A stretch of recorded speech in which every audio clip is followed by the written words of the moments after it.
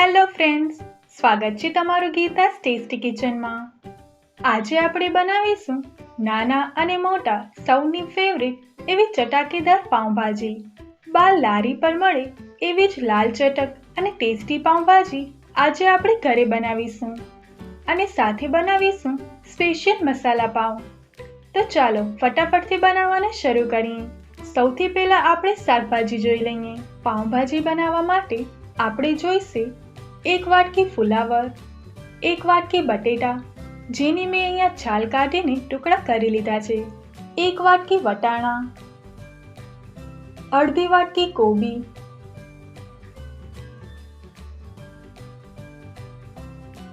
1 વાટકી ઝીણા સમારેલા ટમેટા, 1 વાટકી ઝીણી સમારેલી ડુંગળી અને 8 થી 10 લસણની કળી।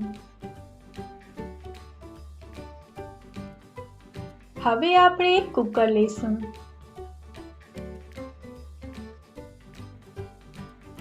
એમાં આપણે બટેટા, ફુલાવર, વટાણા અને કોબીને નાખી દઈશું। હવે તેમાં 1 ગ્લાસ પાણી ઉમેરીને કુકરનું ઢાંકણું બંધ કરી દઈશું। હવે તેને ગેસ પર મૂકીને મીડિયમ ફ્લેમ પર 3 થી 4 સીટી આવવા દઈશું, જેથી આપણી શાકભાજી એકદમ સરસ રીતે બફાઈ જાય।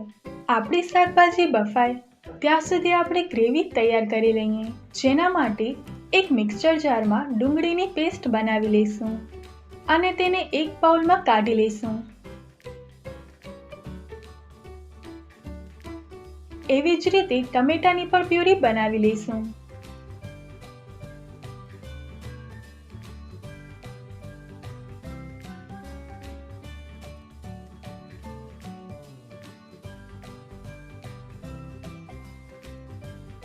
હવે આપણે લસણને ગ્રેટરની મદદથી છીણ કરી લઈશું। લસણનો સ્વાદ પાઉંભાજીમાં ખૂબ જ સરસ લાગે છે।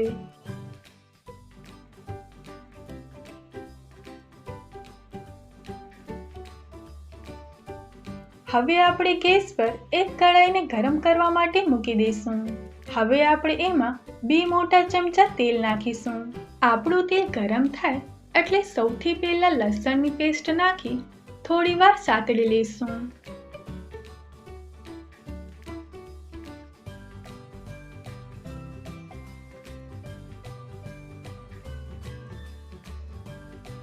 હવે આપણે ડુંગળીની પેસ્ટ ઉમેરી દઈશું।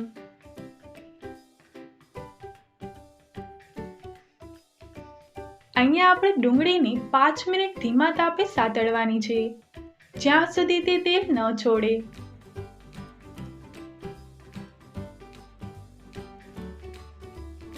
હવે આપણે એમાં ટમેટાની પેસ્ટ ઉમેરીશું અને તેને બરાબર મિક્સ કરી લઈશું। અહીંયા આપણે ગ્રેવીને 5 મિનિટ માટે ચડવા દઈશું। જુઓ, આપણા શાકભાજી બફાઈ ગયા છે। હવે આપણે તેને એક વાસણમાં કાઢીને મેસરની મદદથી એકદમ સરસ રીતે મેશ કરી લઈશું।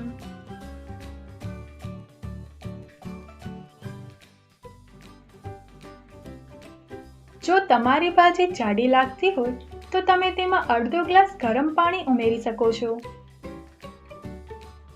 હવે ગ્રેવીમાં તેલ છૂટું પડી ગયું છે, તો હવે આપણે તેમાં મસાલા નાખીશું।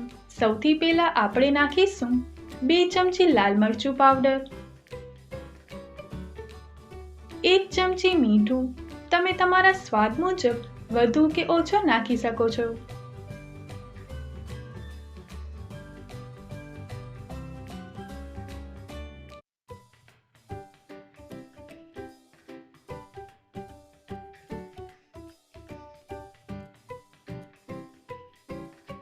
દોઢ ચમચી પાઉંભાજી મસાલો,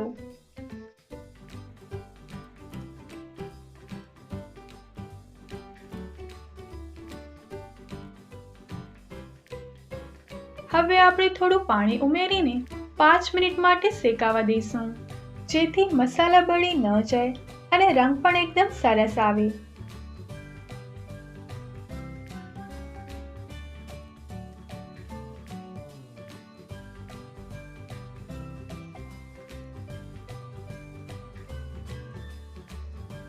આપણા મસાલા શેકાઈ જાય એટલે મેશ કરેલા શાકભાજીને ઉમેરી દઈશું.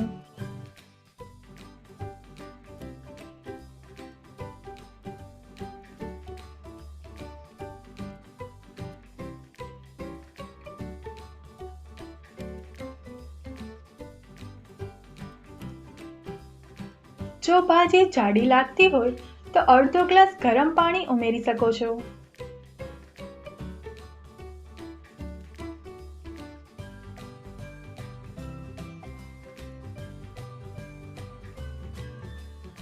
હવે આપણે બધું બરાબર મિક્સ કરી 5 મિનિટ માટે ઢાંકી અને તેને ચડવા દઈશું.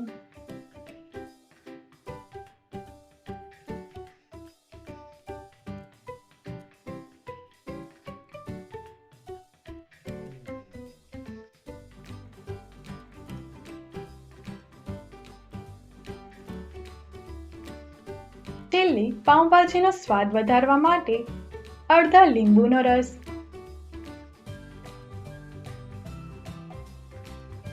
ઝીણી સમારેલી કોથમીર અને બટર નાખવાનું ભૂલશો નહીં. જુઓ કેવી લાલ ચટક અને સુગંધિત ભાજી તૈયાર છે. આપણી ભાજી તૈયાર થઈ ગઈ છે. તો હવે આપણે પાઉંને શેકી લઈએ. અહીંયા મેં પાઉંને વચ્ચેથી કટ કરી લીધા છે. હવે આપણે એક તવા પર થોડું બટર નાખીશું.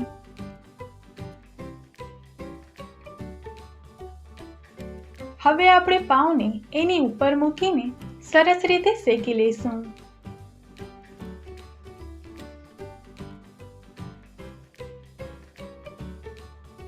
ગરમા ગરમ પાઉંભાજી સાથે આવા બટરમાં શેકેલા પાઉં ખાવાની તો મજા જ પડી જાય. આપણે પાઉંને બંને બાજુથી હલકા ગોલ્ડન થાય ત્યાં સુધી શેકવાના છે, જેથી તે સોફ્ટ અને ટેસ્ટી લાગે.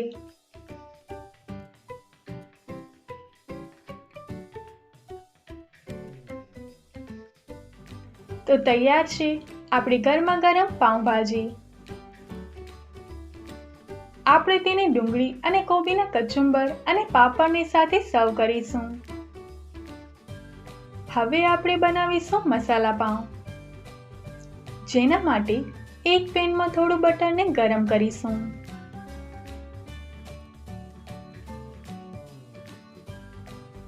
હવે એમાં થોડી ડુંગળી,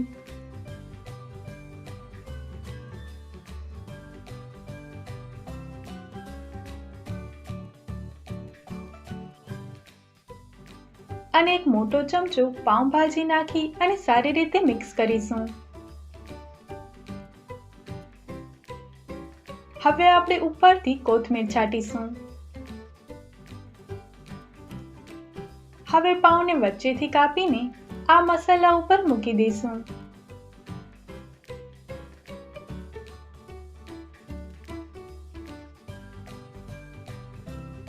હવે બંને બાજુ પલટાવીને શેકી લઈશું.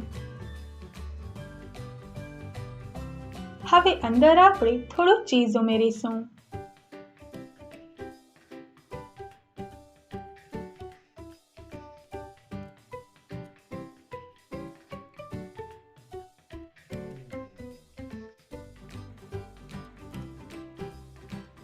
જુઓ આપણા ગરમા ગરમ મસાલા પાઉં રેડી છે.